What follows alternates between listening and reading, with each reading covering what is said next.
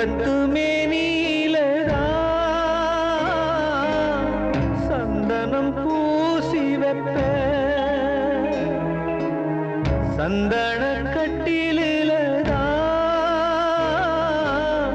வந்ததும் படுக்க வைப்ப அடியாத்தாடி இவ வாராடி இப்ப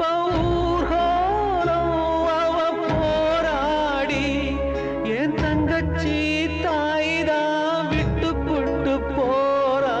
நானும் இப்ப தனி மறந்தா ஏ சாமி ஏன் இந்த அவசரந்தா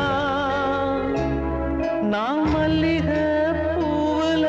கட்டி வச்ச மாலை மண்ணுல வாடுது இப்ப இந்த வேளை